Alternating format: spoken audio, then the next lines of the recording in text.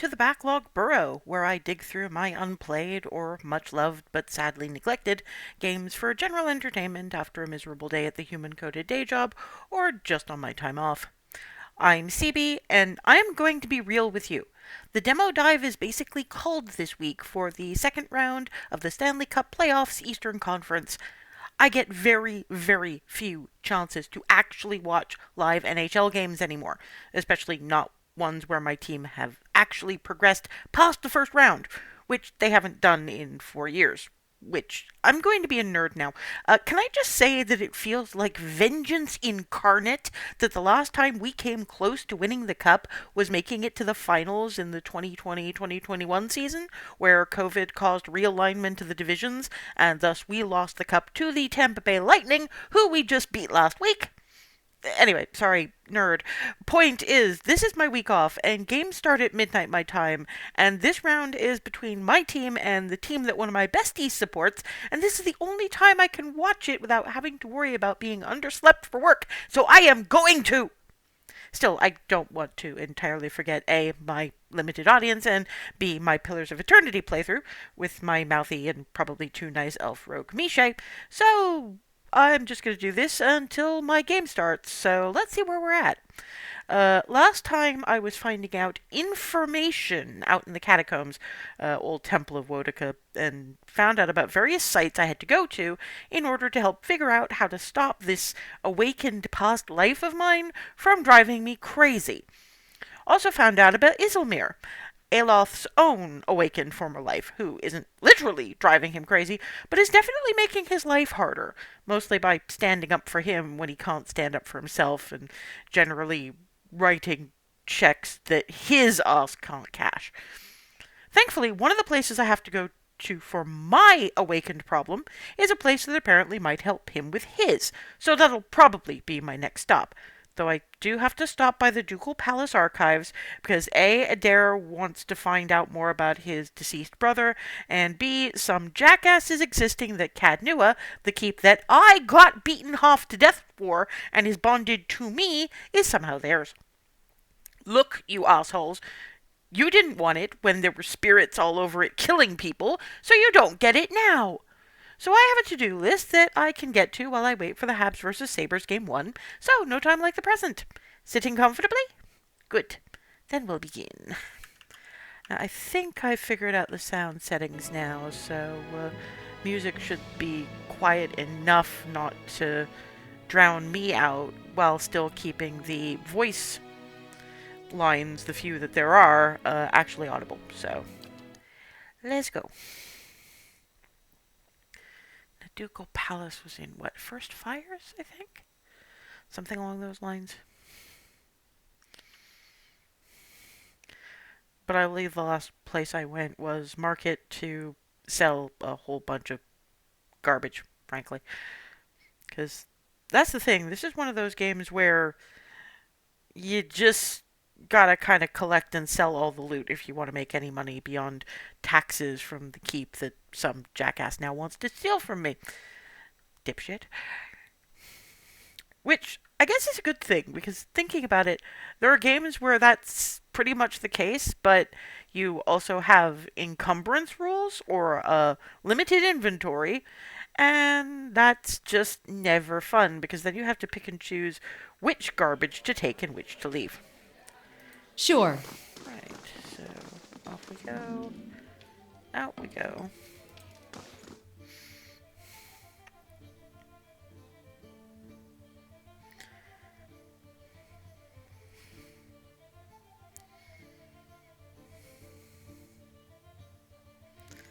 But yeah, no, in this one you can just kind of collect all the junk. Every copper helps. Usually. That's the thing I never looked up about this game.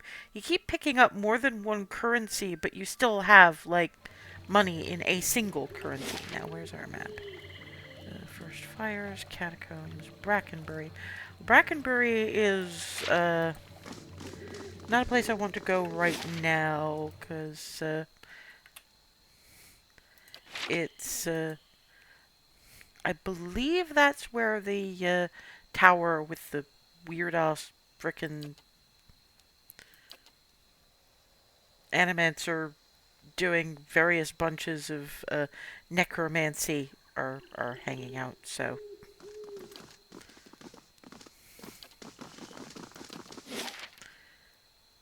okay, first fires, or maybe that's Heritage Hill. Bracklebury might be something else. I have no idea. I guess I'll find out as I keep exploring. But first fires, I do believe, is where the ducal palace is. I don't know what they're going to think about me turning up, like, in the middle of the night, but, I frankly am half past give a shit. I have things to do.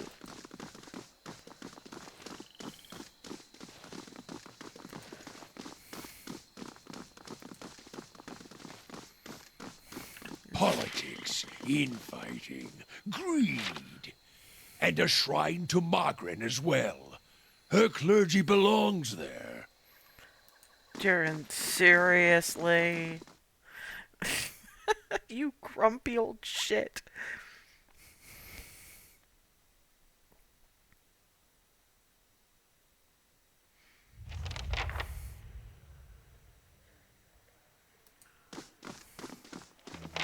Greetings. The young woman wears a simple but well-tailored uniform. She watches the comings and goings around her with quiet attention. Any news to share, or are you just here to see the ducal palace? Who are you? I'm a page here at the palace. I deliver messages and run errands for the Duke and his advisors. The pay is not great, but I can't think of a better introduction to politics. Tell me about the current Duke. That would be Avar Wolfgren. Don't let the title fool you, though. Our dukes have been elected since independence. Some find Duke Avar rather coarse. He's a frontier noble. Personally, I think a rough and tumble type is just what Defiance Bay needs. Okay, well, you're not going to stop me, so I believe this is the Mogren Temple. And I seem to remember there's somebody we needed to speak to here.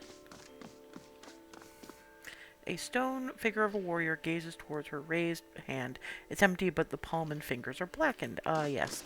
The Good day fires to of you. Mogren thing. The woman's head is bowed as her lips move in prayer. Just as you approach, you catch her glimpsing at the statue near her. She notices you and forces a smile. Praise be to Mogren, and welcome to her temple. How may I be of service? You seem upset. What's wrong? Her shoulders slump. This is about the fires, isn't it? She puts a hand on your shoulder. They're just symbols. You can't put your faith in them. Only symbols? Is that why you're so distressed? No, She sighs with a hiss like a release of steam. I've kept them burning steadily for 15 years, but I haven't been able to conjure them for months now, and people need to see them more than ever these days. So go light them again. They don't work that way. They're holy fires. It's my devotions and prayers that keep them lit, but lately when I try to pray, all I can think about are the hollowborn all over the city, the grieving families, the refugees. She shakes her head. How could Mogren allow us to suffer like this? What strength do we gain from a soulless child? Durrance grunts with disdain. What strength do we gain from adversity, from trial and test? The fires don't wither because she lacks in faith. They wither because she does not understand how to be faithful to a whore. A whore wants neither praise nor devotion. A whore wants to be compensated for her services, and Mogren is paid and pleasured in sweat and struggle and pain. This mewling imbecile is unworthy of Mogren's womanly heat. And this is shaking your faith? She nods, running her hands through her hair. But I believe Mogren may be speaking to me again. She frowns and casts a quick glance in your direction. Lately I've been seeing visions. A place in the wilderness. Oh, gods. My piece of the god hammer. Fuck! A place in the wilderness with pools filled with sunbursts of color. Strange falls that seem to rise to the heavens even while they splash into the earth. She raises her hands as if framing an image of her vision, and behind the falls is a cave, filled with fire and heat and danger, and some token of my goddess. I know there's something there, But where it is, or how I'd get there... She shakes her head. I've been meaning to ask around to the expedition hall to see if anyone recognizes the description. To be honest, though, I don't know what I'd do even if I found the place. Huh. Worthless, like so many of Mogren's flock. Afraid of her god's tests. If Mogren speaks to her, it is to hasten an end to a hypocrite's life, and this vision is surely a death trap for the weak. Fuck it, I journeyed to Searing Falls myself. This is what I found. She takes the stone in her hands and gasps. By the flame! Do you know what this is? It's a fragment of the Godhammer bomb. Yes. She turns it in her hand. The very weapon that Mogren herself helped us build to defeat Widewind in the Saints' War. She turns the stone in her hands, gazing into its bright glow. It's weird seeing it right in front of you like that. Before it was just stories. Never seemed real. Yet her mouth twists into a frown, and the orange light carves deep shadows across her face. So why don't I feel any differently? What good does this do? Her knuckles whiten as she tightens her fingers around the stone.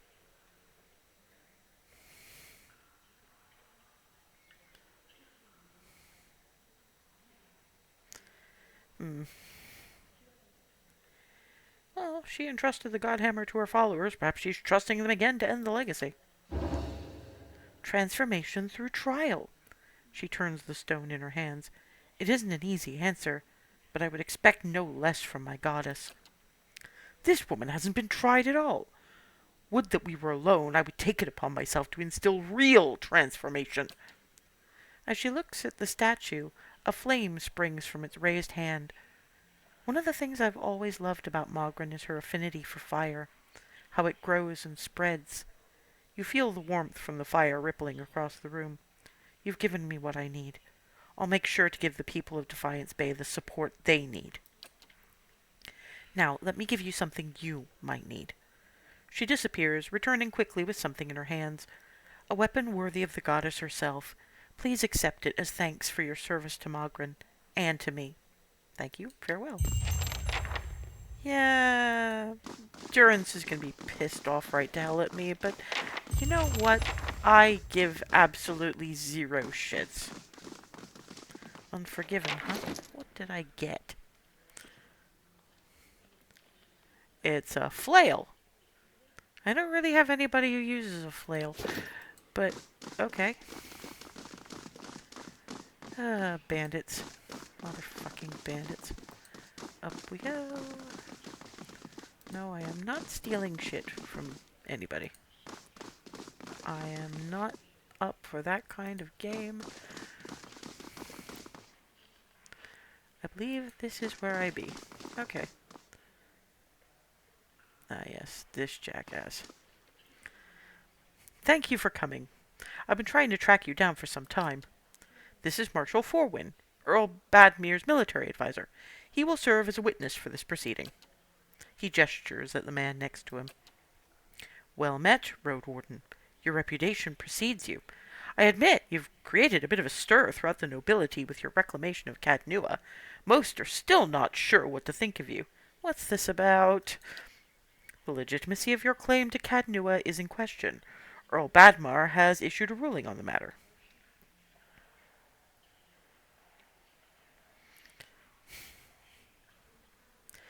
I say. All will be made clear once Lord Gathbin arrives. Do you have any questions while we wait? Tell me about Earl Badmar. Earl Badmar came from an esteemed line of lords that rose to prominence after the War of Defiance, some 150 years ago. The Deerwood consists of 7 earldoms. The Badmars govern the northern earldom known as the Grasp. Well, they're certainly grasping at my territory, thank you very much. As for the current Badmar, he is as fine a man as I know. It is an honor to serve him. Okay, tell me more about the Grasp. The Grasp is now the largest of 7 earldoms after it consumed the pre-war earldom of Yenwood. It encompasses notable settlements such as New Haomar, Garen's Grasp, Gilded Vale, and of course Cadnua. Yenwood? When the Deerwood was a mere colony of Aedir, it was divided into 9 earldoms. When the Aedirans were defeated and ultimately driven out, 2 of the earldoms were absorbed and the borders were adjusted. The Yenwood was one such earldom. Okay, other questions? What do you know of Gathbin? While I've met him but once, it was ample time to determine the character of Lord Alder Gathbin, or lack thereof. He is descended from an old Adiran line that predates the War of Defiance. His great-grandfather, Ronig Gathbin, was the Earl of Yenwood during the war, that is, until he was stripped of his lands and driven from the Deerwood. What was that about Road Warden? The one who rules Cadua on behalf of the Earl of Yenwood is traditionally known as the Road Warden. Your position might not be entirely official yet, but the title is an appropriate form of address. Okay, I don't have any more questions. I'm not going to ask if they know which way he's ruled, because that's just too mouthy. Your timing is impeccable. Here comes Lord Gathbin now.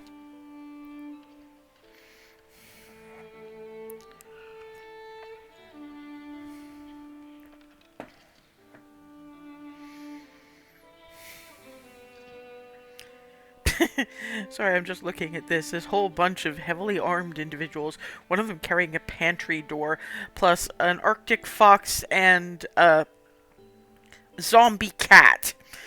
This is my party. Him. An opulently dressed man strides towards the Chancellor, his sandy hair trailing him like a banner caught in a light breeze, boot heels echoing throughout the hall. An elven woman with cropped hair dressed in dark, glinting mail shadows his steps before taking position alongside him. She watches you unabashedly, taking your measure. Let's move past this formality as quickly as possible. I've other matters to attend to. It's well known that Cadnua belongs to me by right. And where is this pretender? She who murdered the Radricks, my own sister and her husband, and steals my land. Where is this low-born wretch? Oh, fuck you! Warren clears his throat and glances at you. This woman here? This is the Lady of Cadnua? I thought she was just another servant. Perhaps a valet or a scullery maid. Anyone who owns their own keep, raise a hand. Go on, don't be shy. Imbecile! I hope you enjoyed your time squatting on my land. Provoke me further and I'll hang you from the highest wall of Cadnua when our business is finished. Chancellor, read the Earl's decree. Warren breaks the seal on the scroll and unfurls it. Regarding the matter of the Gathbin claim on Cadnua, Earl Badmar finds that the Gathbin claim was never relinquished. By law, Cadnua is the rightful property of the Gathbin family. I knew it! Gathbin smirks at you triumphantly. I'm not yet finished reading, my lord. Gathbin rolls his eyes and motions for the Chancellor to continue. My God, you're an asshole! However, the Earl recognizes Miché's part in claiming Cadnua, a site that has stood abandoned and even, some would say, cursed for over a century. Before Cadnua is returned to the Gathbin family, the Earl has decreed that Lord Gathbin will provide compensation in the form of— Absolutely not! Gathbin folds his arms, a defiant scowl on his face. Dude, we've already put coin into upgrading the place. So, that plus the time we took to, clear the place out, and we're only half done. So, if you want a place that's full of monsters in the sub-basement... My lord, Warren raises his eyebrows. The amount is quite reasonable, and a requirement for your land to be returned to you. If you'll just allow me to finish, I'll not pay a single copper to this miscreant for my ancestral land. Do you think I'm blind to the Earl's motives, lackey? He thinks he can send a message with this insult. I have a message you can send that son of a whore. Gathbin raises an open hand as the Chancellor shrinks from him, arms raised in defense. Yeah, I'm gonna grab his arm. Keep your hands off me, you peasant! Gathbin yanks his arm free of your hand and steps back. The elven woman deftly draws a pistol from her thick leather belt. Her eyes widen in anticipation. My lord, milady, please, there's no need for further violence. Lord Gathbin holds your gaze for several heartbeats, his eyes burning with hatred. I'll be coming for what's mine. Count on it. Come, Captain Emery, we're leaving. He sneers defiantly before storming down the hall. The captain lowers her pistol and gives a smirking shrug before following her employer. Well, okay. Well, I can't say that Gathbin's reaction was entirely unexpected, though no fault of your own, I'm afraid you've made a powerful enemy. Shrug. In any case, Cadnua now officially belongs to you, since Lord Gathbin has rejected the Earl's decree. He hands you a deep blue scepter, which looks to have been carved entirely out of sapphire. Woo! Here, this belonged to one of the old lords of Cadnua. By right, it's yours now.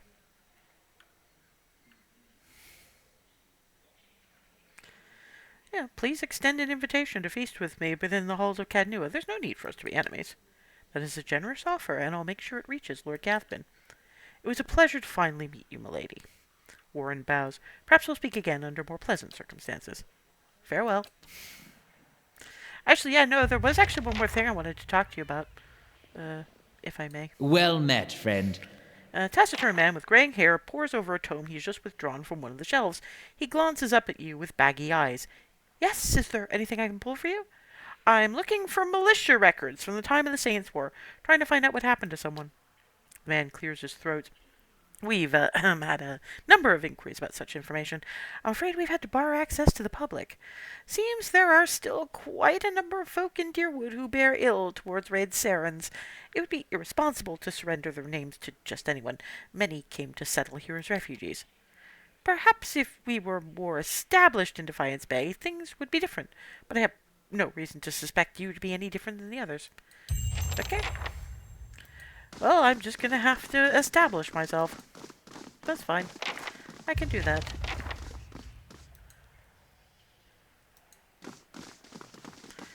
Now, I am looking for...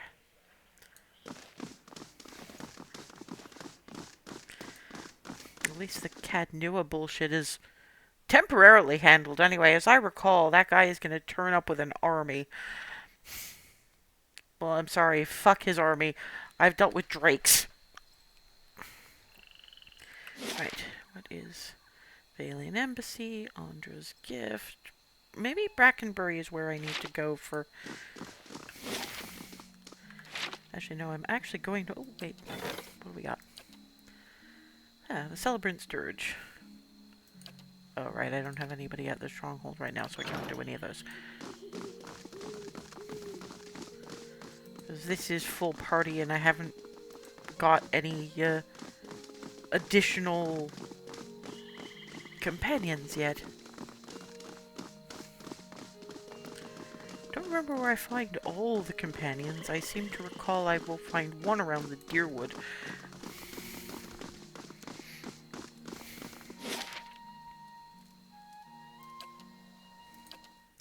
Okay. We try Bracklebury for effectively the asylum, if I remember right.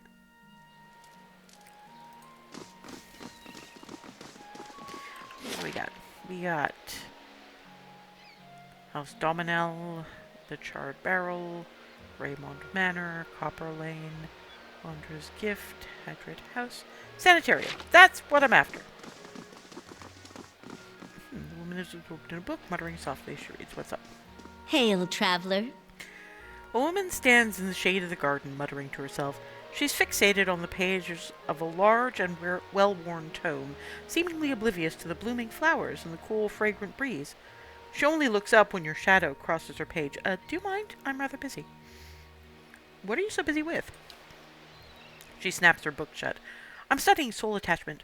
We all know that souls move into people at birth and out of them at death, but we still have a lot of questions about what makes them stick, so to speak. What do you mean about making them stick? She brushes a stray lock from her forehead. Souls power bodies and give their tissues life, but only when they're firmly attached.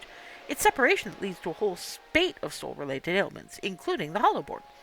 But if we understood how to reattach souls, we could end Wyvern's legacy. Maybe even conquer death. Oh, gods, no.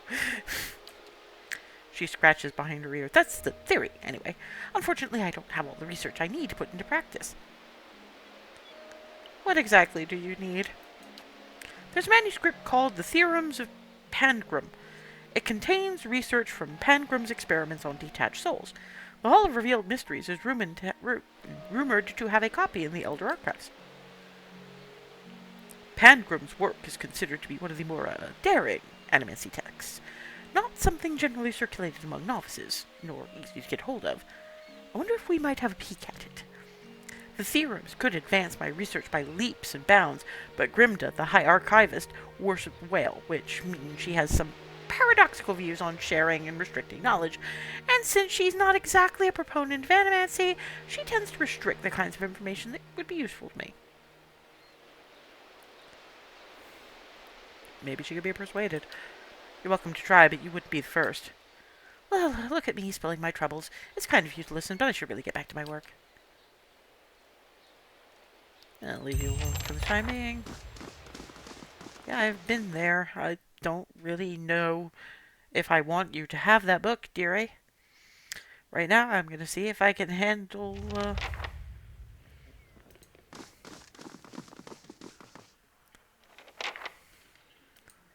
Okay, Sanitarium Guard. Noble, noble. Why are there so many nobles in here?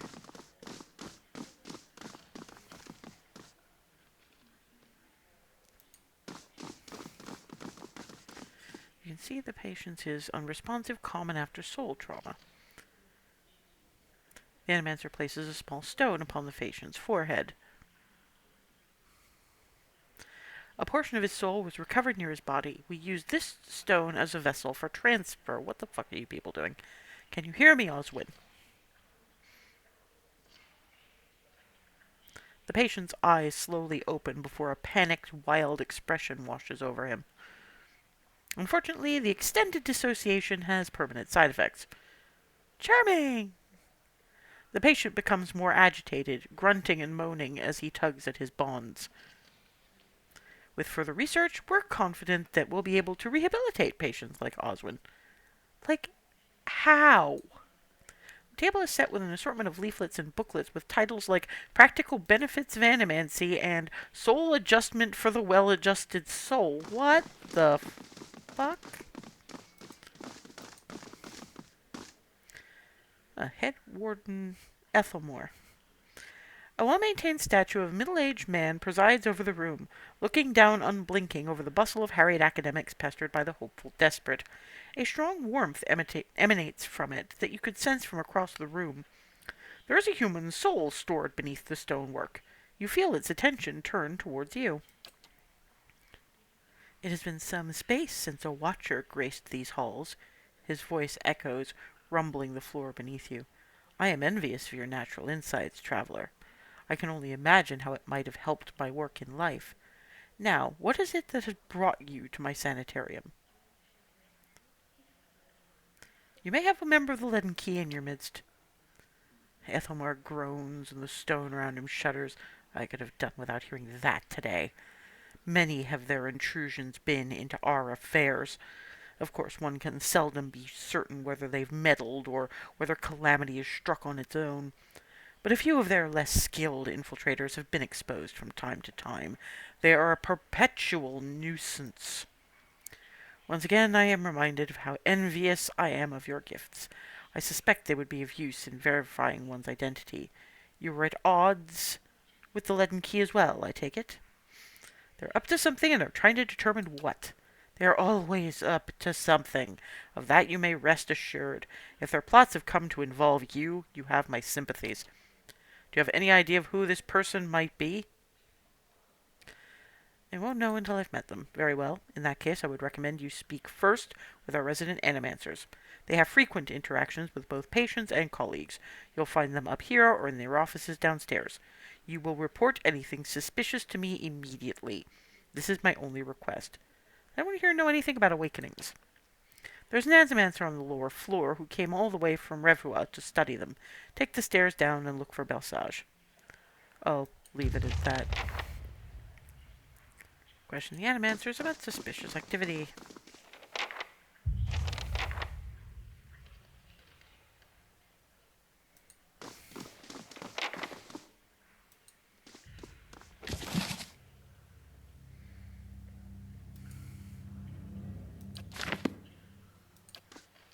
Well, apparently that wasn't theft.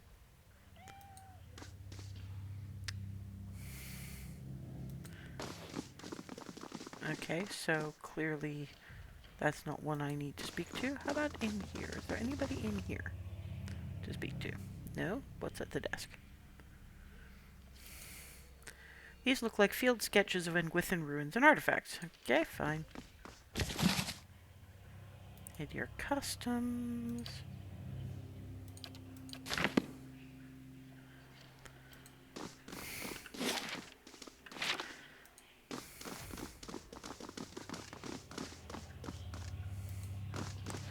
Anybody in here that's willing to actually speak to me?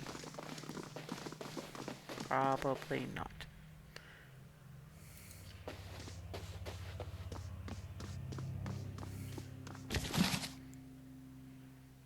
The most unfortunate tale of Favia and Bernat of alien tragedy. Why do I have a feeling that's a Romeo and Juliet thing? I wonder if I can talk to this guy now that he's presumably done with his nonsense. Good day to you. There you go. A bald man with a crooked nose gestures in demonstration of the still body of a patient before a small gathering of interested onlookers. Feeling your gaze, he pauses his discussion. Have you come to sit in? Has anything unusual or suspicious been happening around here?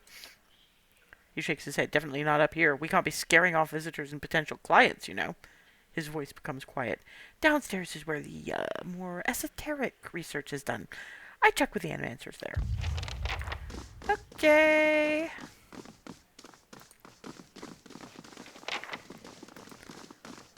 Always best to check.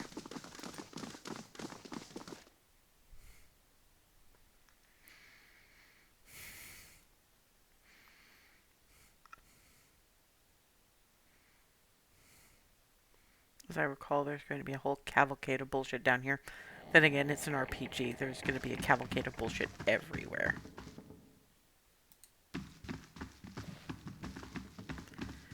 Okay.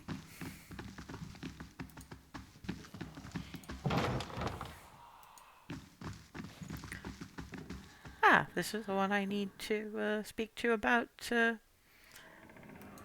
Hello. Greetings. A woman paces back and forth, her feet crunching on the soft red carpet. She gestures and mumbles to herself, shaking her head as she pores over pages of notes. She almost walks into you. Ekoshi!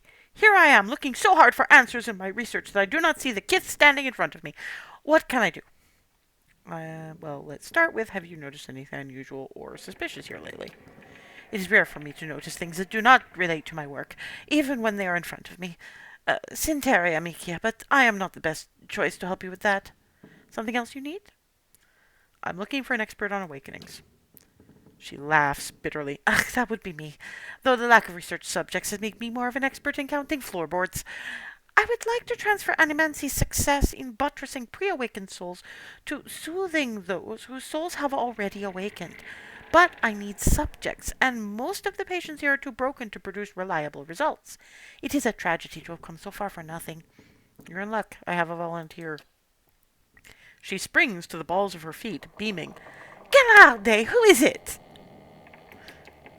Aloth's lips curl into a frown. I don't know about this.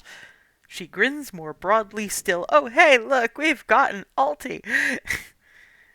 Don't be silly. The process is perfectly harmless. All you must do is stand in that cage. I beg your pardon? I jest. Your adherents are so uptight. I do not even know what that thing is used for. It belonged to the last occupant of this office, I think.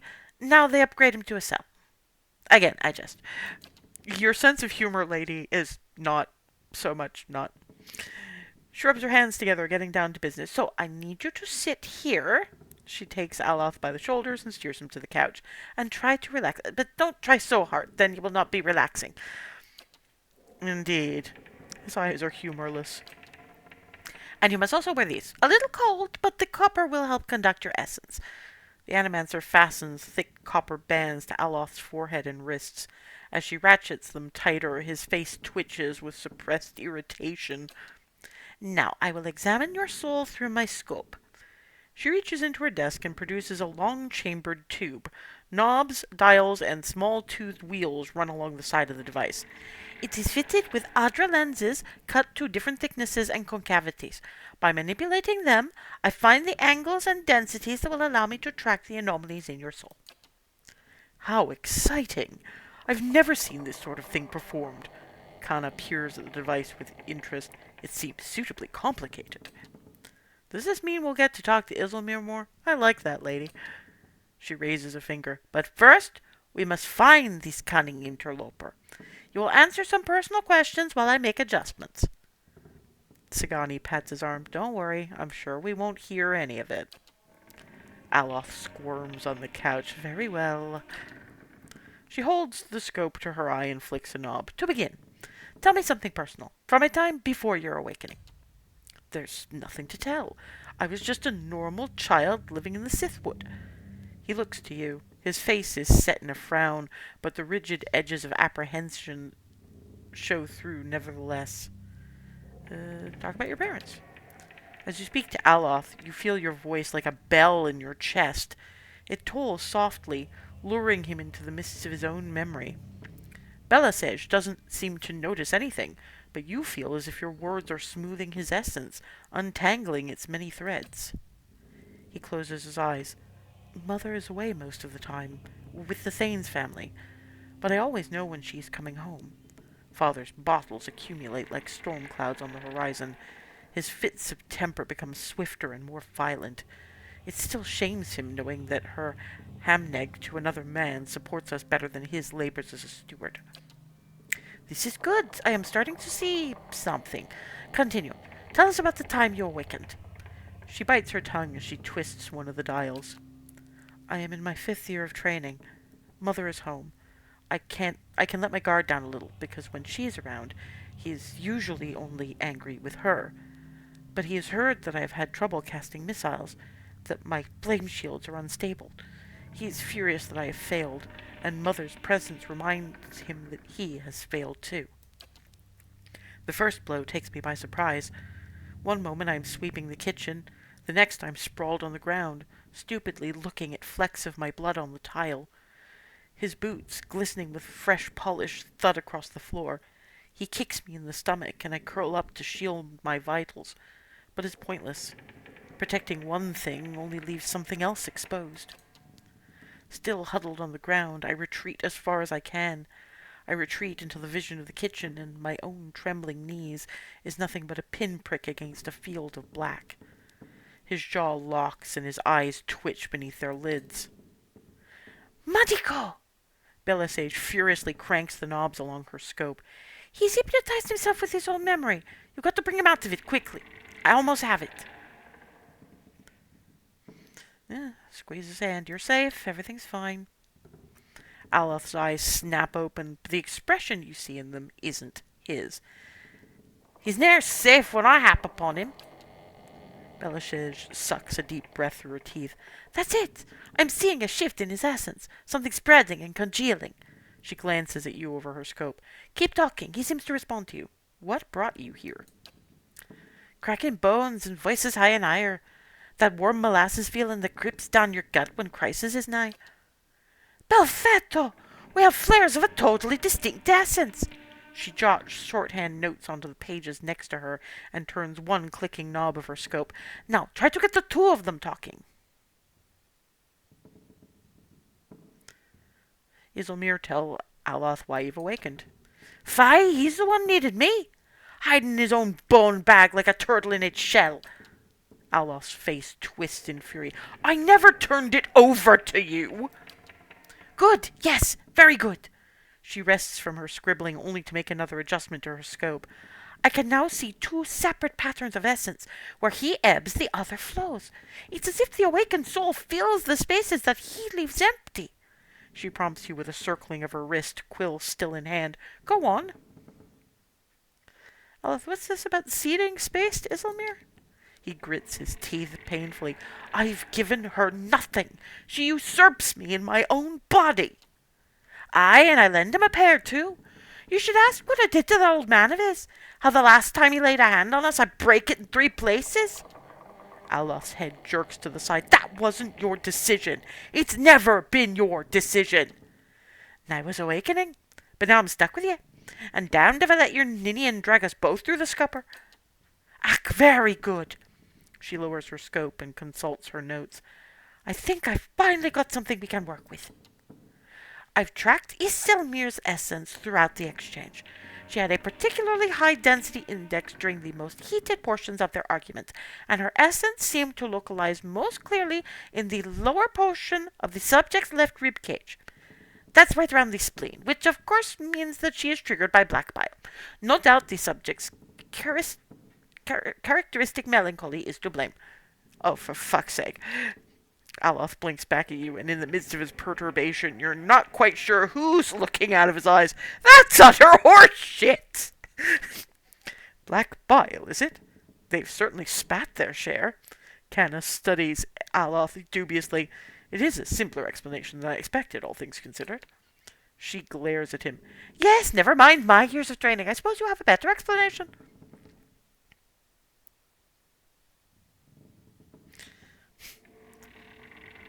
Aloth's right. That's absurd. Islemir obviously shows up when he feels threatened. Belisej carefully scratches her jaw, her gaze darting between you and Aloth. I suppose that could be true. She jots another note. I'll have to check this against other research.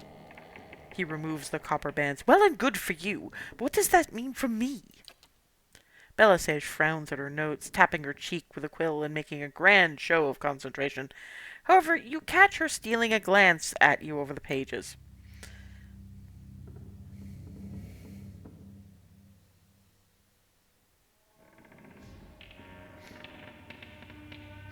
It seems that Islemir steps in when she determines you're in danger. It's not clear yet whether this is a help or a hindrance.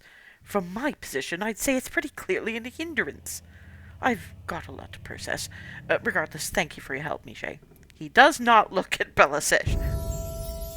She sets her notes back on her desk and returns to her scope. Well, I hope this has been as useful to you as it has been to me. I finally have material worth publishing. You'll be the toast of review, Ventre Aloth. His grimace melts into a crooked smile. Aye, advancing the right wise principles of animancy. Just what you've always wanted. As you turn to leave, you catch a darting movement out of the corner of your eye. Belisej is humming to herself, still occupied with her scope, but Aloth is holding her notes. He's just about to tuck them into his cloak when he catches you watching. He holds a finger to his lips, his eyes widen, imploring, Please, I don't want my personal information published like this, especially not after her nonsense. Fair enough, but do it quietly. I'm not getting involved in this shit. I'm not. He hides the papers in his cloak. Not to worry, we'll see to this on our own. Well, that leveled everybody up. Yes, we'll yeah, come on, kitty. We shut that. And we do our level ups. Huzzah for level ups. What do we got?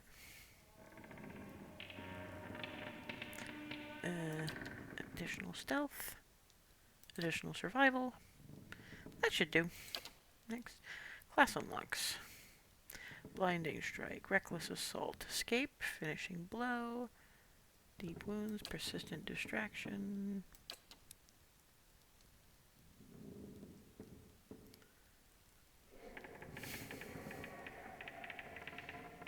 Raw damage over time sounds good. I will have that.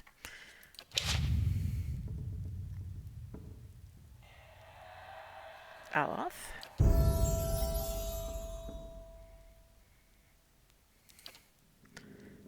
Yeah, we'll just let you have more lore. Why not?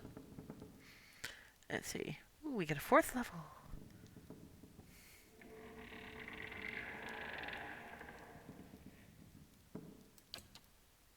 Actually, I think I'll go for Amara's writhing tentacles.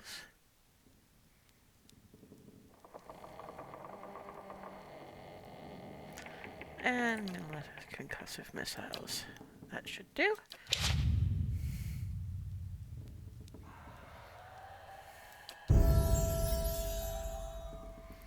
Crowd control and raw fucking damage.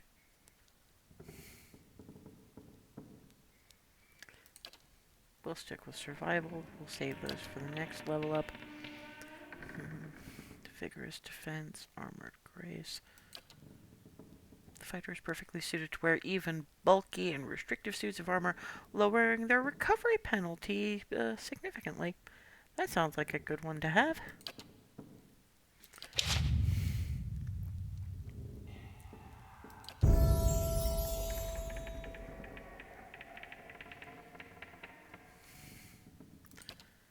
We'll give you survival and athletics. There you go. And class unlocks just kind of happened with him. Yay for clerics. Kana.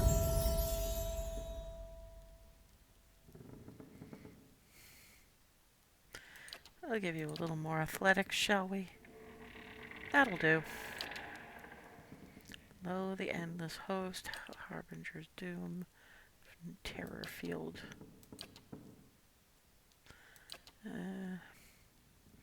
Increases the duration and defends against frightened and terrified. Effects for effect. Accuracy of disengagement attacks.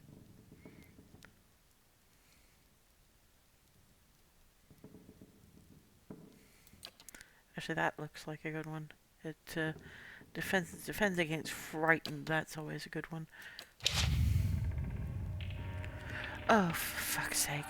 I'm going to level up Sagani, and then I'm going to ban the ever-loving fuck out of you. How do you not have any athletics? Okay, now you have athletics.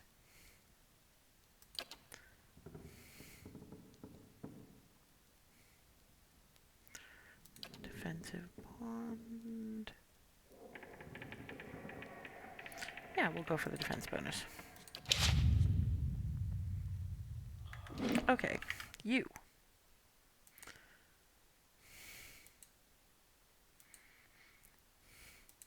Bam can, bots and tampering. Viewership tampering.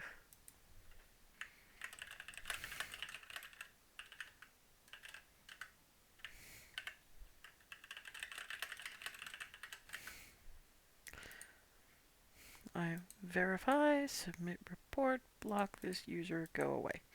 Thank you very much. I have no time for you. I am exploring a sanitarium.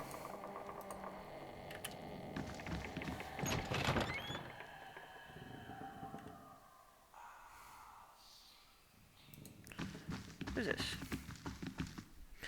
An animancer scribbles feverishly on a parchment scroll while his free hand dances through the air, counting off unseen objects.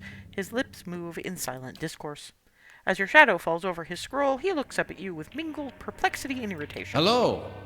Can I help you? He forces a polite smile. Has anything unusual been happening around here? You must be joking. This is the sanitarium. Nothing is usual down here. He pauses. Although, now that I think of it, the patients seem more agitated lately.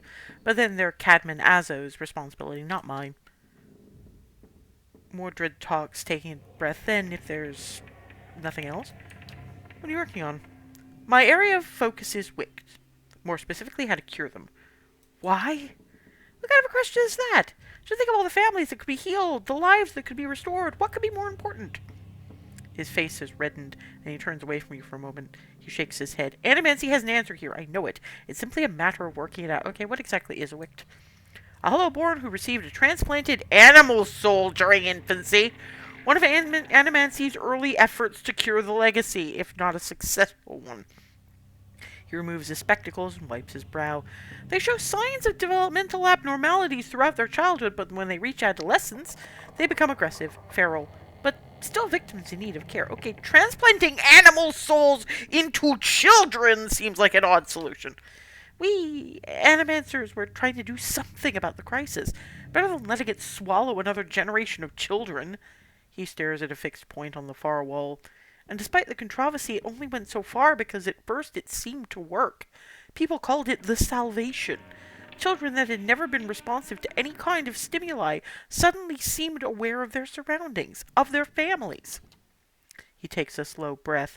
The complications don't begin until puberty, but that's when the incompatibilities between body and soul take shape. Children become violent, ravenous. But we paid dearly for our mistake, I promise you. Angry mobs hunted down animancers and burned down their homes, with them still inside often as not. People took to calling it the cruel salvation, and many still loathe us for it. But we wanted to stop the legacy as much as anyone. The public begged for our help, and we did the best we could. I still don't know if that absolves us. I see. And be quick about it and don't touch anything. The sanitarium has a lax visitor policy, but I don't. Okay, what's the addendum for the man who waits?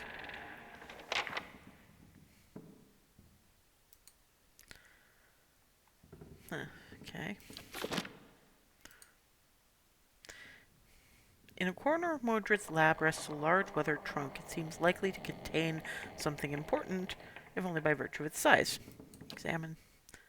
Lack of dust on the trunk surface and the long scratches on the tile floor suggests that the trunk is frequently used and moved throughout the laboratory, despite its considerable size.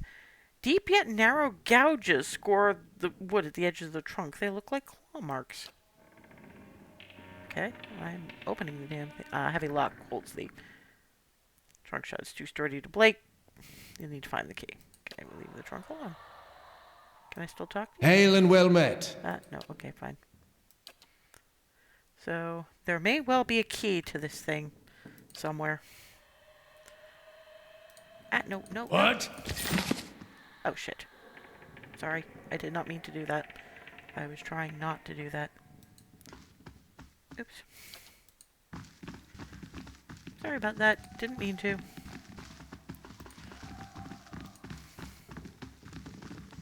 Don't think I actually took anything, but anyway. Ripley. Hail and well met. A young Orlin woman traces her fingers along the spines of the books in front of her, row by row, her motions quick and skittish like a bird's. She does not notice you until you are nearly upon her. Oh my, you startled me. Are you supposed to be in here? I'm investigating any suspicious activity in the sanitarium. Oh, I'm just Mr. Azzo's assistant. He'd know more about that, but he's in the middle of an busy with some patients. You won't be able to see him until he comes out from the patient ward. Okay, is Azzo busy with the patients, or is he running some sort of experiment? I'm just an assistant. It's not my place to gossip. I'm sorry. How do I get into the patient ward? Only Master Azzo has access. I guess Head Warden Aethelmere does too, but he's, a statue now. What do you do here? I mostly help Master Azzo set up and clean his equipment. I also keep his office organized since he's too busy to do it himself. Okay, fine. That's not theft. Ripley, I require more copper tubing for my next experiment. Do not requisition it from the sanitarium stores. I don't have time to deal with Head Warden's inevitable questions.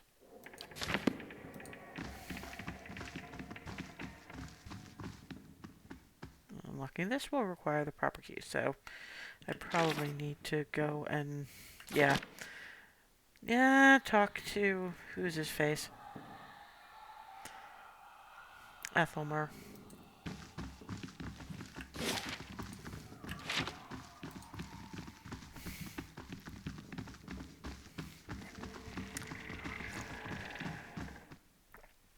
I just want to be let into the patient ward, which I know is going to involve me killing everything that moves, but...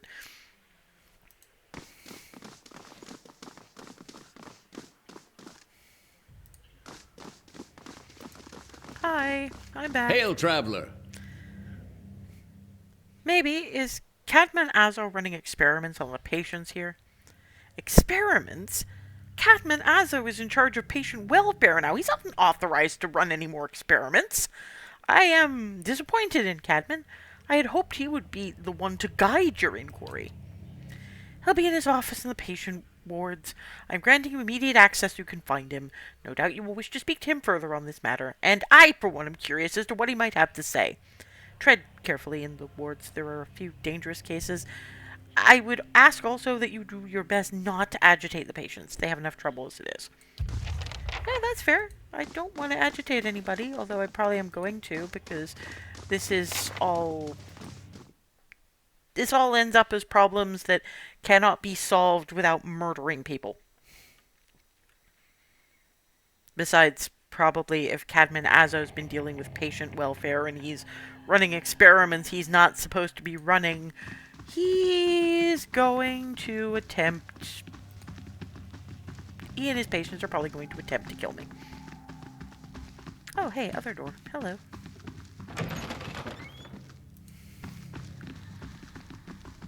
What the fuck? The edges of the cage are dented and scored with claw marks! Oh, joy and rapture. Now the head warden says you can go in. Be careful in there. Okay.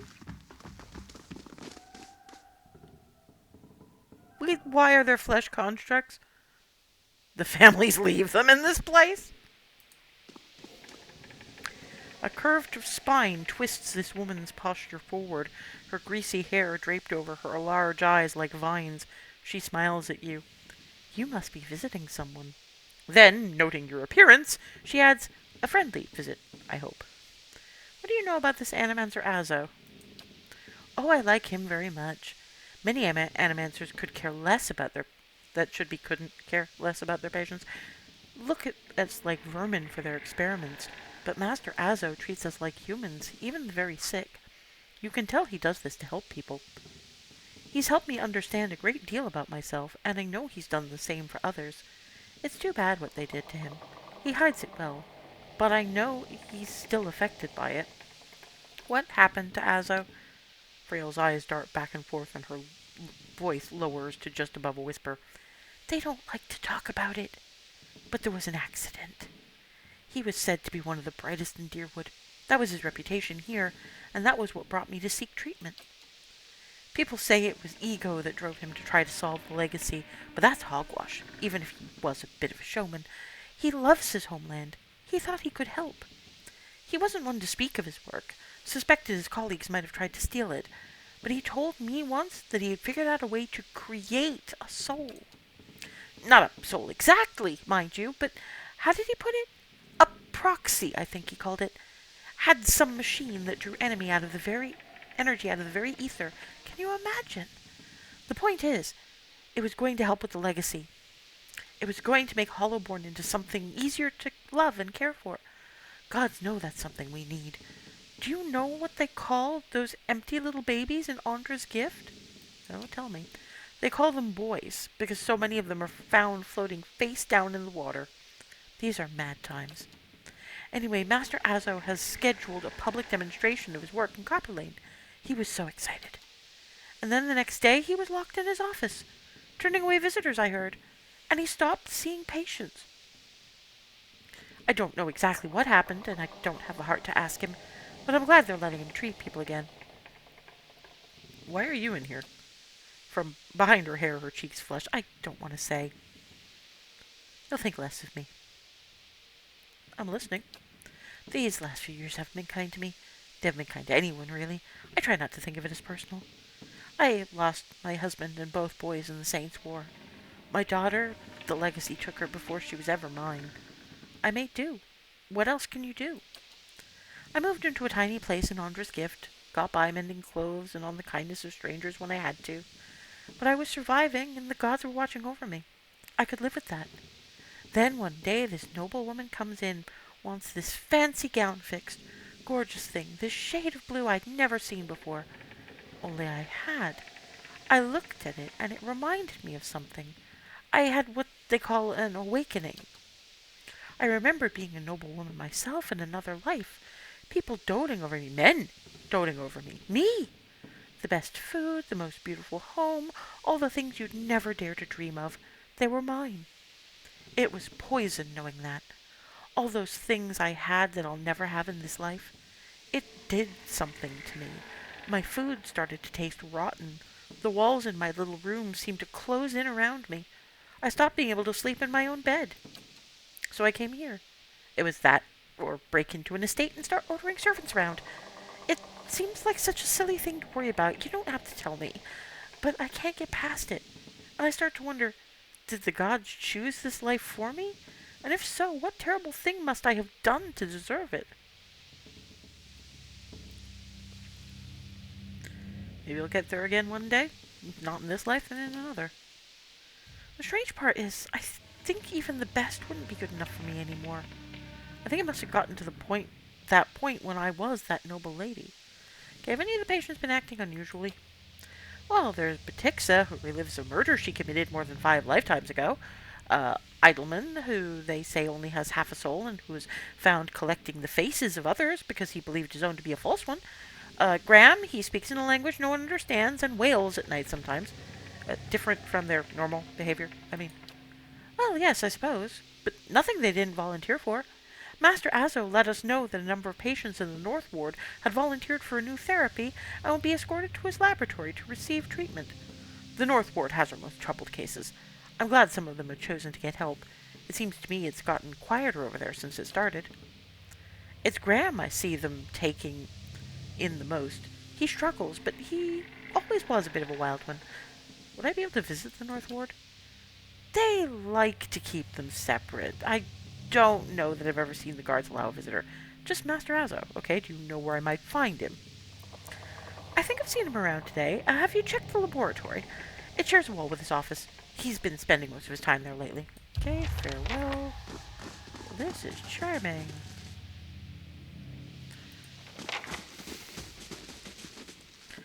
Okay, where is we looking?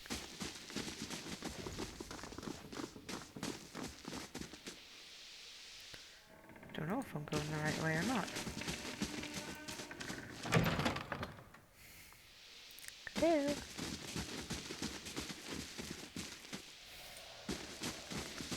Ah, yes, there you are. Hi. A round-faced, balding man turns to face you. His upper lip is pulled upward slightly by his pointed nose, exposing his upper teeth when he scowls. What is the meaning of this? Ethelmer told me you're not supposed to be doing any more experiments. Well, well, Ethelmer hasn't done much good for anybody since he had his soul moved to an inanimate object, so I fail to see why I should let that sway me. If animancers all followed the commands of their leaders, where would we be? We'd all be as backward and willfully ignorant as Red Ceres. We would know nothing about life or death, or even ourselves. We would be lost in the dark with no clue as to why. Our leaders guide us, and without them we risk losing our way. If this man would strike off on his own, then let him fend for himself, without the benefit of this sanitarium.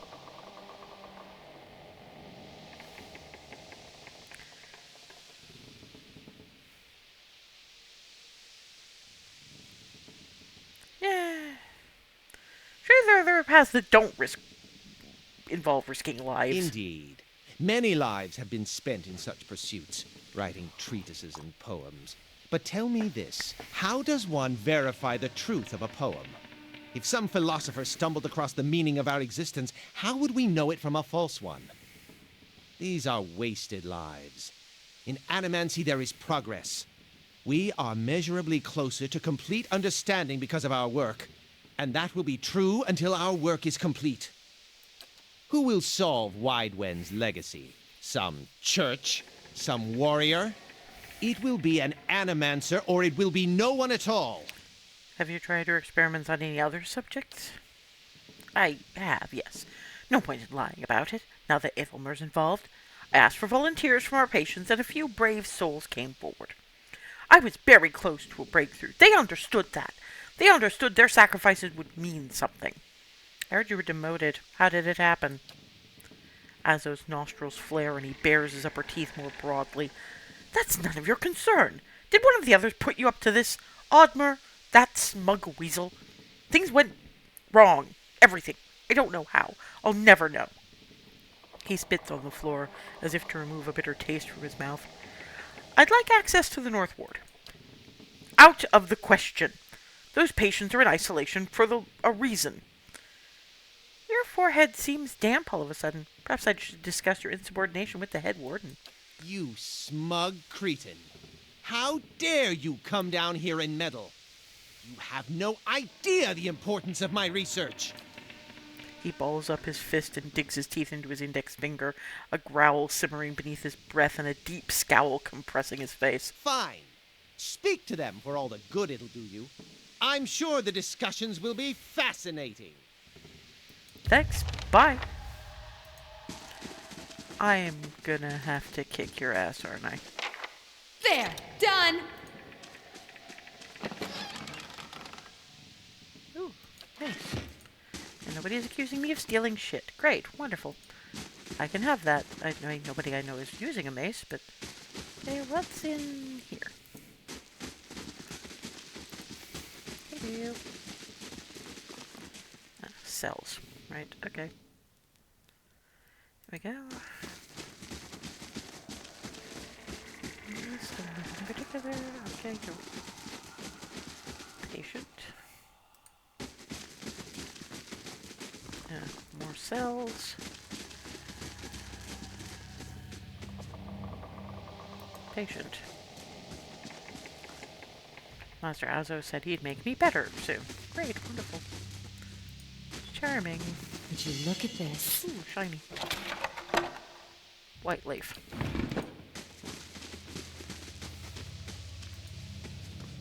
I've been hearing screams in the night. Joyous.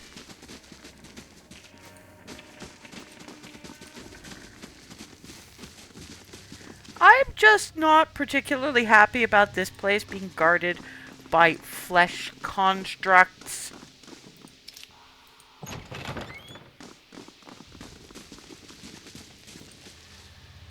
Is this my face? Tell me. Oh dear.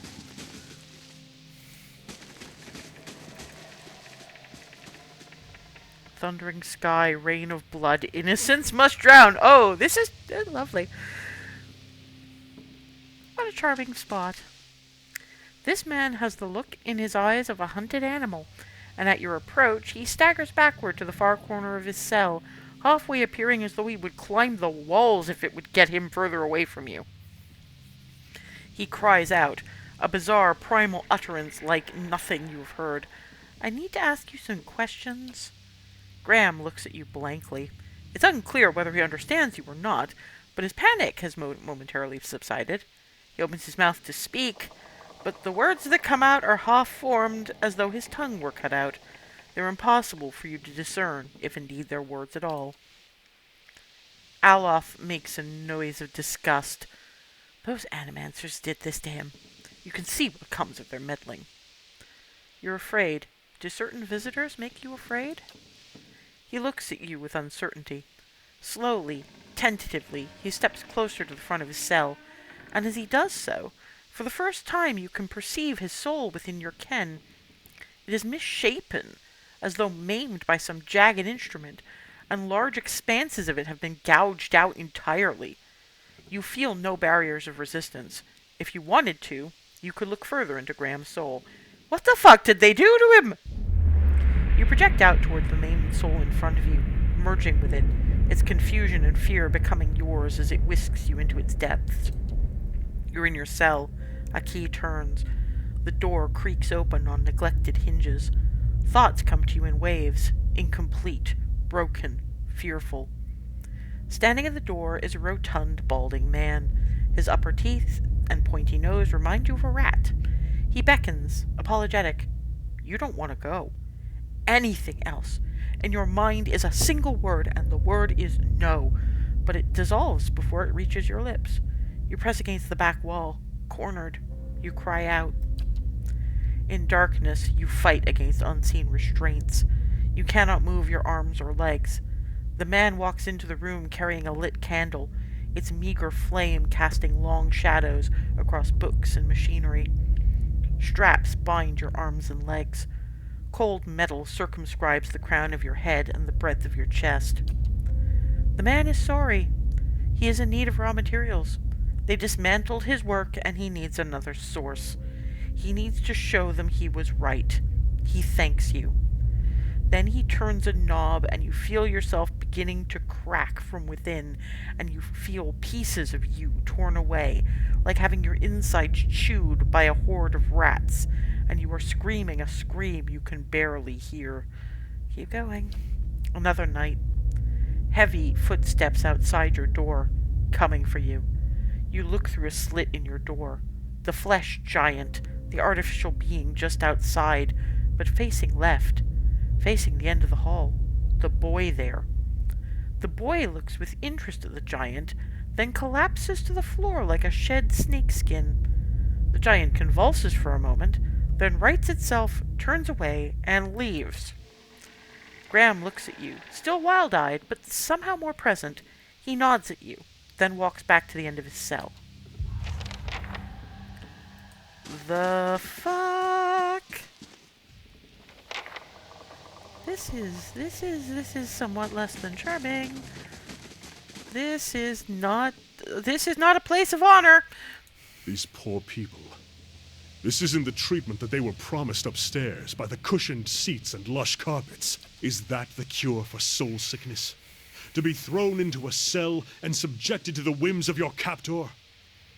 I doubt the wealthier citizens have the same experience. I'm sure they have their share of family members they'd rather forget. But if all were treated like this, the sanitarium would never survive. What did these patients do to warrant such conditions? Here's the source of all that knowledge you were so giddy about. It is one thing to be told as much, another to see it yourself. Let's be on our way. This place gnaws at the soul. Sorry, Kana, but, shit happens. Shit so much happens. Scrim. Oh, I don't entirely remember who this is or what he does, but I know it's bad. A willowy adolescent boy stands in the center of his cell, gawkish and stoop-shouldered. He stares straight ahead, the occasional blink his only movement, and it is unclear whether he registers your presence at all behind his glassy, doll-like eyes. In this state, the barriers between your soul and his are thin and porous, easily bypassed if you should wish it. Yeah, reach out. You close your eyes and edge forward towards the boy's soul, and as you near it, a sudden malaise comes over you. You are cold and warm all at once, sweating and shivering and straining for breath, as you did on the caravan journey. The soul you approach is the wrong one, a parasitic plant that strangles its host. It is predatory and pitiless, and you have crossed paths with it before. Too late does it occur to you to retract, and already you feel yourself plunging into some interminable abyss of thought and memory. You're standing in a cell now, the same cell in the sanitarium. The halls are moonlit and empty, and you are waiting. At the far end of the ward, the door opens, revealing a flesh golem in silhouette beneath the stone archway. It makes its usual rounds, the same stops every time, the misbegotten child of despondent creators. When the construct is close, you coil yourself up and spring forward, passing out of the boy's body as if it were a membrane. You can sense his body behind you, collapsing to the floor, a puppet whose strings are cut. You are rushing toward the golem now, bodiless as a gust of wind. Quickly, you think to yourself, quickly, and you feel the strength hemorrhaging from your soul as you dart towards the makeshift abomination. You pass into the golem's shell and overtake the soul implanted within, encircling it, suppressing it, and contained in this new vessel, you are strong again. You step heavy-footed down corridors, unheeded by the other constructs, and scrutinized only by the wary, untrustworthy eyes of the mad, coming at last to an office piled with books and scribbled papers and the perverse implements of animancy. You set your oversized hands upon a large machine, a nest of globes and tubes and coils in the center of the room, and go to work, bending wires and unsettling alignments. Your surroundings are pulled past you, or perhaps you are pulled past them, and they dissolve into a blur. When they settle into place again, you are outside on a clear day, standing in front of a crowd stacked high above you on the tiered seats of an amphitheater. You are acting for the crowd, standing deliberately still, but this is no play. A balding man with rodent-like features is strapping you to a machine, the one you had tampered with. You see your arms for the first time, short and fleshy, unmistakably those of a little girl. But this body is not truly yours. Your mind still holds the same determination, the same hard-heartedness as before. The body itself is cold and vacuous. Unlike the others, this one has no soul of its own. The man speaks and the crowd applauds with an enthusiasm worthy of a hero's entrance. "Bear witness," he says, and he pulls a lever. The machine shivers and sparks, and a bead of sweat rolls down the side of the man's brow. But the crowd's apprehension quickly gives way to awe as a crystal globe fills with a radiant mist that casts the entire theater aglow. He opens a valve, and the glow crawls through a tube along a length of copper wiring that runs to a set of electrodes beneath your armpits. You feel nothing when it reaches you, as it should be, for you have been leading his work astray periodically for some time, altering notes and settings and playing puppeteer for Hollowborn. But you make it look how people would expect it to look when a body is infused with a soul. In a moment, the machine goes dark, and the man unstraps you, eyeing you with a scientist's concern. He looks back up at the crowd. "Behold!" he says, but there is obvious hesitation in his voice. Slowly, you take a plodding step forward, and then another, and another. You look up at the man, giving him the eye contact of which no Hollowborn is capable, and the crowd gasps. The man looks relieved. "How do you feel?" he asks at a volume meant for the crowd. And this is the moment. At the top of your lungs, you let out a piercing shriek. The man comes towards you, his hands outstretched, but you run the other way, back to the machine. With all your strength, you drive your head into the crystal globe, and it shatters, streaking your head with warm blood. You drive your head down onto the surface of the machine again and again, drawing panicked screams from the crowd, and by the time the man reaches you, your body has already ceased proper function and merely twitches on the cold ground. Satisfied, you depart the corpse in search of another unsuspecting host. Who could put their faith in animancy now? You are pulled again from your surroundings, transcending the boundaries of memories and lifetimes, deeper and deeper past betrayals and murders and lies upon lies that form the thick webbing of plots beyond mortal comprehension. You settle at last on a room you've seen before, expansive, with a tall device encasing an Adra monolith in its center. The room is filled with people, and the people all look at the device. You are yanked suddenly back to reality, and the once catatonic boy in the cell is looking directly at you, appraising, calculating. There is no mistaking now that it is the soul of the man who caused your awakening that gazes out from that borrowed husk. A watcher.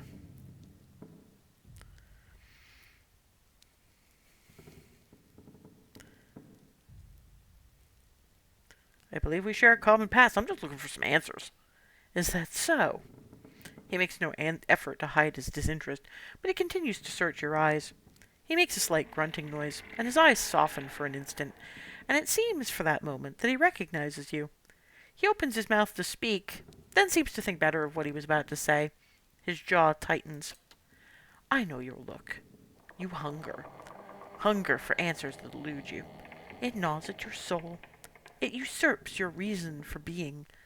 You are like everyone. Hi. I will help you let go. He dodges backward with startling grace, putting himself out of reach. On his face there is no malice, only the dispassion of a farmer putting down a sick animal.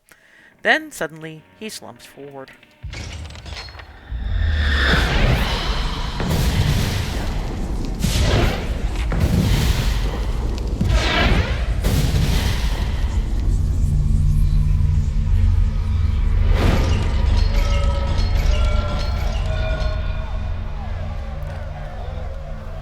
Brave thou Philathilim.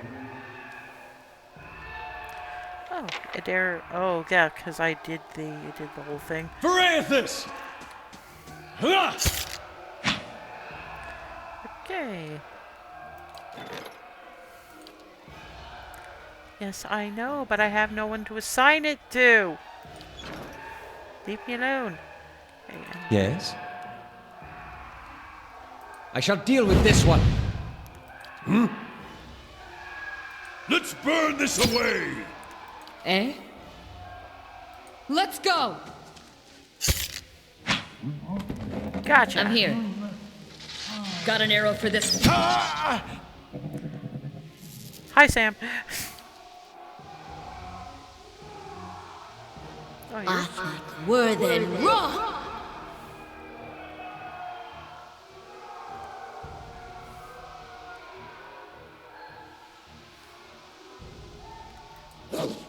Go get him, Ichimak.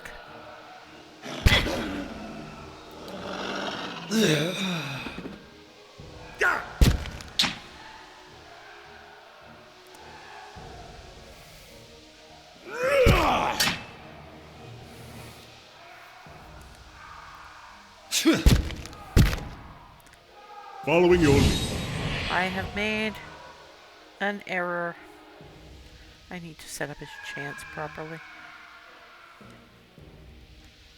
Yeah, I'm gonna deal with Batixta here. Your tale ends here! Bye-bye, Druid. Arthek were Thunroth. Hi, Matt.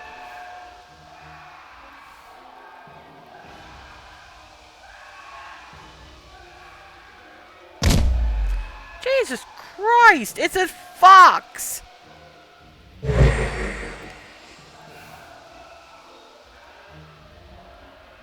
Yes? Okay, I think now might be a wonderful time.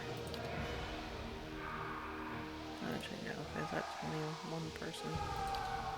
Okay, how about right about there, we lob a fucking fireball. Ah, thank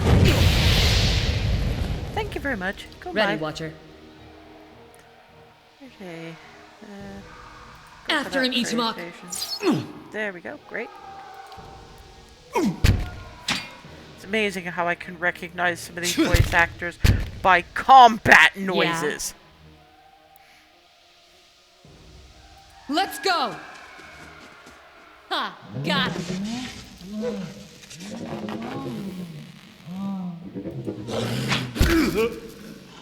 Hey.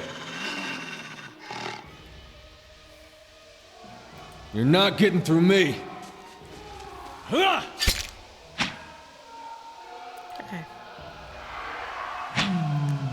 This is charming. Yes? I shall deal with... What? Let's burn this away! Ready, Watcher. Got an arrow for this one. Dead on!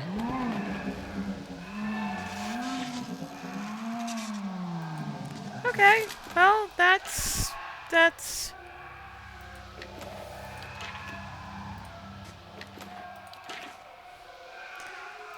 fun. That's charming. Is there anything else going on in this friggin' cell that I need to think about? No, not particularly. Oh, wait, something else potentially shiny. Oh. Construct meat. Great. Fantastic. Okay. Now we are going to explore! Because why the hell not?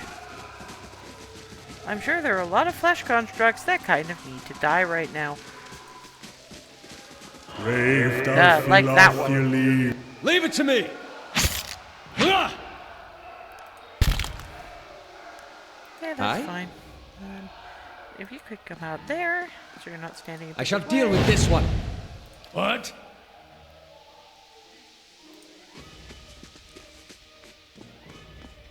Let's burn this away! Okay. Yeah. Let's go! Okay. Oh, not quite done yet, apparently. Oh, because... Yeah, great, fine. Okay, wonderful. Ready, Watcher. Far that way as possible. Yay, flesh After him, constructs. Ichimak.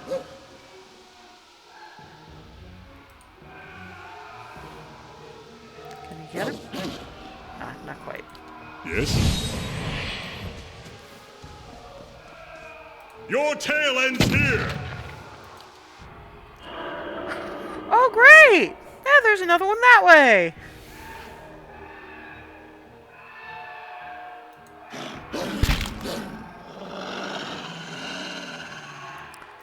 Okay.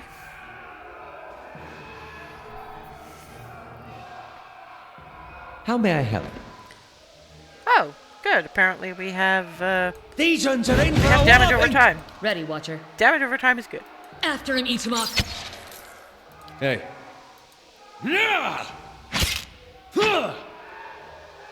Eh? Let's go!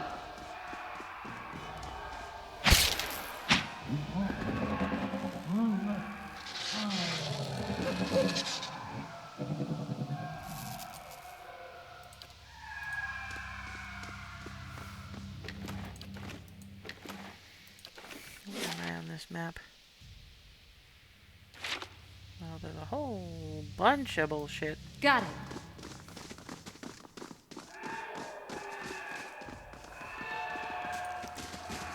Brave Save anybody's Dalfilathir life at any point?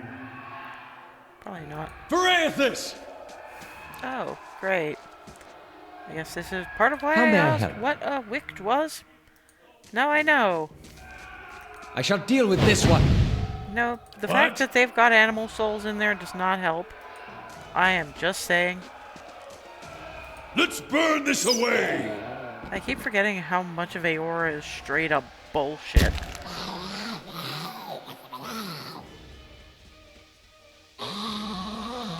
Eh? Well, at least they can't aim. Let's go! Shit. Oh yeah, I forgot about the flanking damage. Ready, Watcher. Got an arrow for this one. Good grief.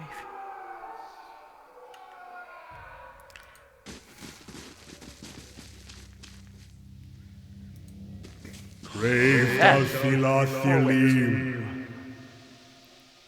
Verathus! And another flesh construct. Great. Okay. Oh, okay. Yes? I tried to yoink, and I disintegrated this poor individual. These uns are in for a walloping! What? I'll let Margaret's fire bless this one. Oh, there's another one of these little fuckers. Okay, great. Charming. Eh? Wait, are you poisonous, you little shit? Let's go! You don't poison Ready, my Watcher. tank. After him, Itamok.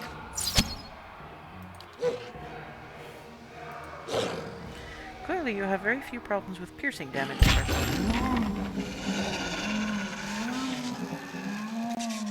Okay, now what was I up to?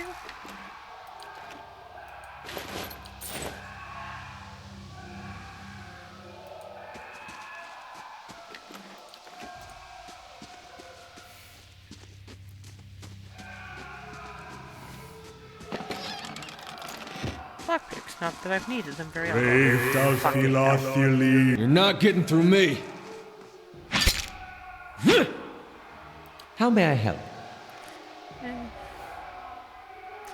You can't really, on the basis that you're kind of blocked out. I'll let Margaret's fire bless this one. Oh, that's not gonna help either. No, Durance. Yeah? Durance, get back here.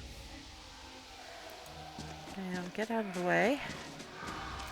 I can't get close enough, so I'm just gonna Let's shoot go! your ass. Thank you. Ready, Watcher. My bow's ready. Oh, okay, well, no, you can't. Yes? Okay, you can stand there and shoot him. For Takoa! There we go! Good grief. Grave Oh, for pity's sake. Dalfilathilim. Yeah! I seem to have entered the wicked Yes? ward. Great. Fantastic. Charming. Okay. Well, I still can't go anywhere in particular. I'll move close enough to the action to maybe do something appropriate.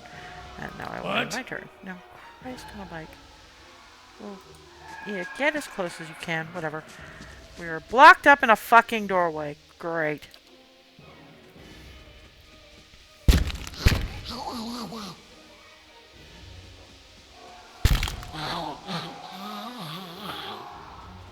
Well, at least it's Adara taking the beating. He can, Yeah? He can actually take the beating. Let's go!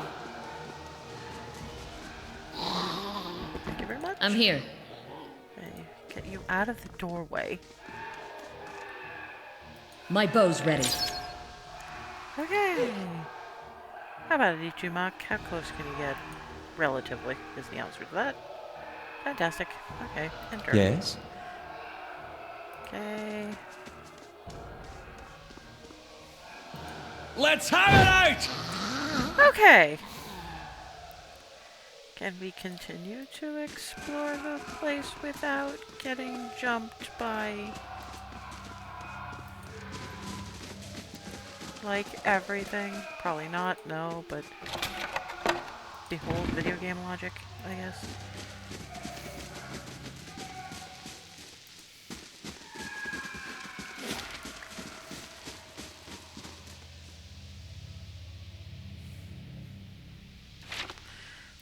As unpleasant as I know it's going to be, I should check out what's going on over in the west.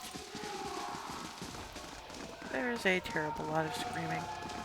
So much screaming. All the screaming.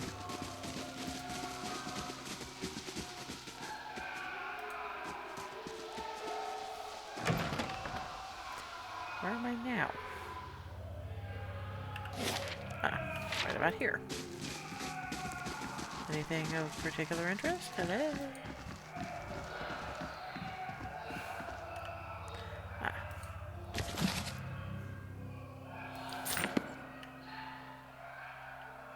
Yeah, you know what? Nobody's going to catch me. I don't think anybody's going to care. Now, how do I get... Ah, here we go.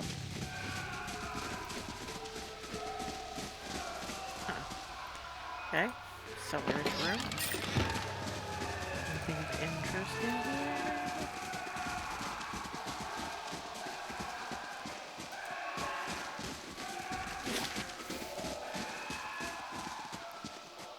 So much screaming.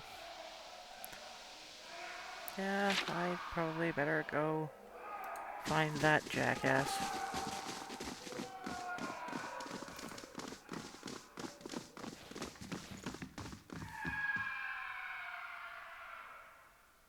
Oh no, that's the out way.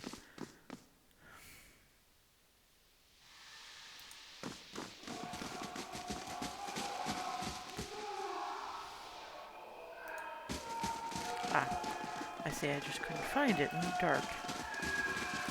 You little shithead!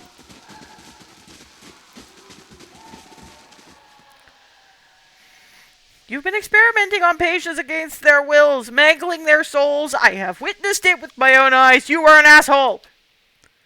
Azo's face drains what little color it had.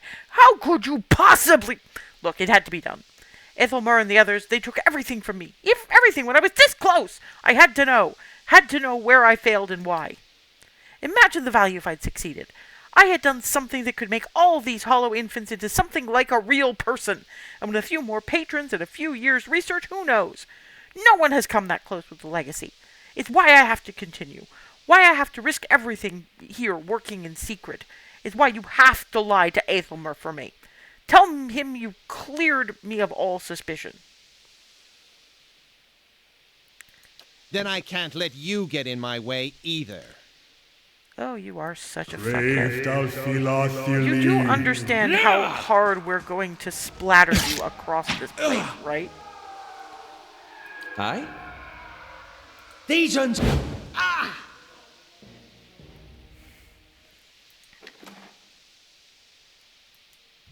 North patient, wet, Graham. Subject is male, approximately early 30s, powers of speech absent, presumably as a result of the over-fragmentation of his soul. As such, he is the ideal subject for present research. However, experimentation has caused severe pain and induced panic, and I've had to enlist the aid of the guards in transporting him for more recent procedures. Azo's research. Yeah. Yeah, This won't stop me for long. Ooh, shiny.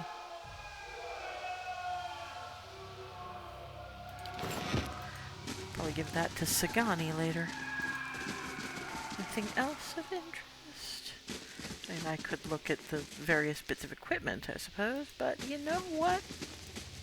There are very few things that could induce me to care less.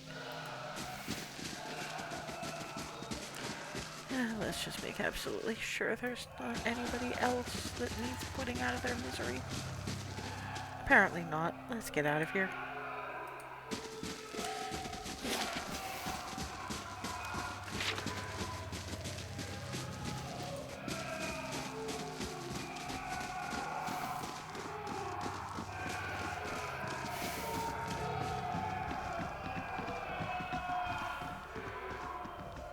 I guess it is no longer thievery.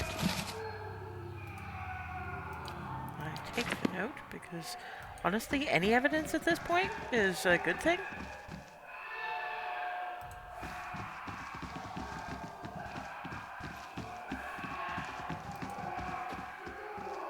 head warden must be told what's going on down there.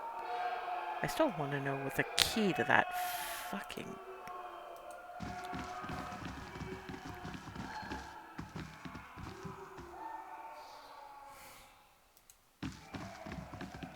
Yes, well, the guards are running for their lives. Fine.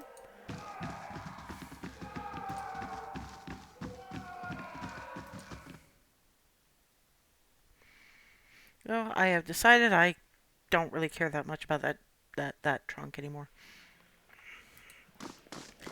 Hey, look, I have an asshole's research notes. Witness me. What the blazes happened down there? You were given permission to ask questions. I had things under control until... It's complicated. Patient of yours worked for the leaden key. You finish your explanation, and Aethelmer breaks his silence. I have read accounts of people in history who could do what you describe. The accounts are few and brief and never reliable. Some go so far as to suggest they are all the same person. If truly such a person was here among us, plotting our ruin, would that I had a body again and could be of some real use in our time of need. I fear what the future may hold for this place. I am grateful you were able to dispatch the threat before there was loss of innocent life. We very nearly had another scandal. You know that most of the patients died, right? What of Azo? What part did his experiments play in this catastrophe? I confronted Azo. I was forced to kill him. Here's his notes. He groans in disgust. Such a waste. There was none more gifted working here. In time, I had hoped to rehabilitate his image. But a mind like his, so full of ideas, leaves little room for patience. I would inquire more into the matter, but in truth you have done this institution a favor. Were his transgressions ever to reach the public, there would have been a terrible uproar. I was blind to have trusted him a second time. His tone takes an ominous quality that reverberates all around you. I trust you will be more cautious in future inquiries. Hail, traveler! Yeah, I'm out of here. Bye. That's bad as... Yep, I think that should be the end of this quest, but... yep, it's been marked as over. Great, okay, good.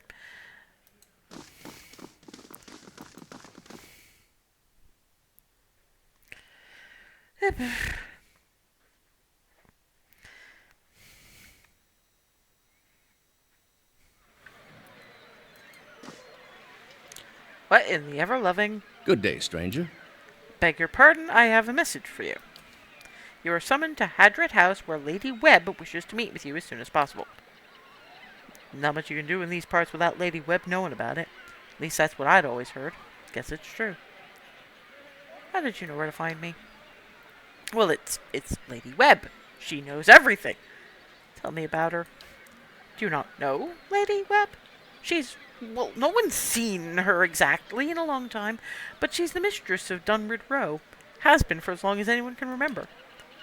He pauses, eyeing passers-by with suspicion. Quietly, he continues. She's supposed to be old. Older than anybody. And she never leaves her room. Some say she's wasted away and she's just a pile of bones kept animated by dark magics. She's still at it, best anyone can tell. Learning things, keeping us safe. Pulling the strings behind the throne, too, it's said.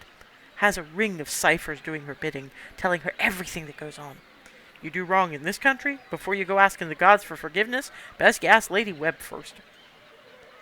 What's Dunrid Row? Whole mess of ciphers run out of Hadrit House. They make it their business to keep the peace, but they don't like you to see them do it. Oh, secret police! Lovely!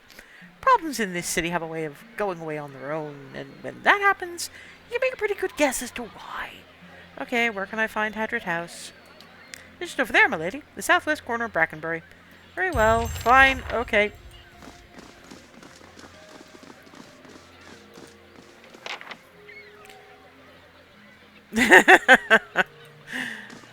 Okay, yeah, no, guys, now is not the time to be talking about that kind of animancy, because,